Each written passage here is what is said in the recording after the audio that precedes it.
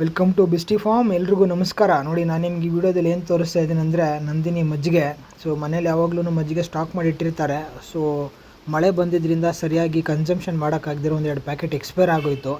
So expire ಆಗಿರೋ ಪ್ಯಾಕೆಟ್ನ ಈ ರೀತಿ ನೀವು ಕರಿಬೇವಿನ ಸೊಪ್ಪಿಗೆ ಗಿಡಕ್ಕೆ ಹಾಕೋದ್ರಿಂದ ಗಿಡ ಚೆನ್ನಾಗಿ ಹೆಲ್ತಿಯಾಗಿ ಮತ್ತು ದೊಡ್ಡದಾಗಿ ಚೆನ್ನಾಗಿ ಬುಷಿಯಾಗಿ ಬೆಳೆಯುತ್ತೆ. ಸೊ ನಿಮ್ಮ ಮನೇಲಿ ಯಾವುದೇ ರೀತಿ ಒಗ್ಗರಣೆ ಪಲ್ಯ ಗಿಲ್ಯ ಮಾಡೋದಾದರೆ ನೀವು ಇನ್ಸ್ಟೆಂಟ್ ಆರ್ಡ್ರ್ ಮಾಡೋದಕ್ಕಿಂತ ನಿಮ್ಮ ಮನೆ ಮಾಡಿ ಮೇಲ್ಗಡೆನೇ ಕಿತ್ಕೊಂಡು ಬಂದು ಒಳ್ಳೆ ಒಗ್ಗರಣೆ ಹಾಕ್ಬೋದು. ಒಳ್ಳೆ ಟೇಸ್ಟ್ ಬರುತ್ತೆ ಮತ್ತು ಊಟ ಕೂಡ ಒಳ್ಳೆ ಪರಿಮಳ ಬರುತ್ತೆ. ಸೊ ಇದ್ರಲ್ಲಿ ನಾನು ನಿಮ್ಗೆ ಏನು ತೋರಿಸ್ತಾ ಇದ್ದೀನಿ ಅಂದರೆ, ಈ ರೀತಿ ಎಕ್ಸ್ಪೈರ್ ಆಗಿರೋ ಮಜ್ಜಿಗೆ ಪ್ಯಾಕೆಟ್ನ ವಾರಕ್ಕೊಂದ್ಸರಿ ಈ ರೀತಿ ಕರಿಬೇವಿನ ಸೊಪ್ಪಿನ ಗಿಡಕ್ಕೆ ಹಾಕ್ತಾ ಬಂದರೆ ಗಿಡ ಚೆನ್ನಾಗಿ ಹೆಲ್ತಿಯಾಗಿ ಬೆಳೆಯುತ್ತೆ ಮತ್ತು ತುಂಬ ಬೇಗ ಕೂಡ ಬೆಳವಣಿಗೆ ಆಗುತ್ತೆ. ಸೊ ಇನ್ನೊಂದು ಏನು ಹೇಳಲಿಕ್ಕೆ ಇಷ್ಟಪಡ್ತೀನಿ ಅಂದರೆ, ನಿಮ್ಮ ಮಕ್ಕಳಿಗೆ ಆದಷ್ಟು ಕಾರ್ಬೋಹೈಡ್ರೇಟೆಡ್ ಶುಗರ್ ಡ್ರಿಂಕ್ಸ್ನ ಕೊಡೋದಕ್ಕಿಂತ ಈ ರೀತಿ ಮಜ್ಜಿಗೆ ಕೊಡಿ. ಮಜ್ಜಿಗೆ ಕೊಡೋದ್ರಿಂದ ಬಾಡಿಯಲ್ಲಿರೋ ಗುಡ್ ಬ್ಯಾಕ್ಟೀರಿಯಾ ಜಾಸ್ತಿ ಆಗುತ್ತೆ. ಅದು ಗುಡ್ ಬ್ಯಾಕ್ಟೀರಿಯಾ ನಿಮ್ಮ ಬಾಡಿಯಲ್ಲಿ ಜಾಸ್ತಿ ಆದಷ್ಟು ನಿಮ್ಮದು ಗಟ್ ಹೆಲ್ತ್ ಇಂಪ್ರೂವ್ ಆಗುತ್ತೆ. ನಿಮ್ಮ ಗಟ್ ಹೆಲ್ತ್ ಇಂಪ್ರೂವ್ ಆಯಿತು ಅಂದರೆ ನಿಮಗೆ ಡೈಜೆಷನ್ ಚೆನ್ನಾಗಾಗುತ್ತೆ. ಸೊ ಓವರಾಲ್ ನಿಮ್ಮದು ಹೆಲ್ತ್ ಕೂಡ ಇಂಪ್ರೂವ್ ಆಗುತ್ತೆ. ನೀವು ಸಹ ಇದೇ ರೀತಿ ಕರಿಬೇವು ಸೊಪ್ಪಿನ ಗಿಡನ ಬೆಳೀರಿ.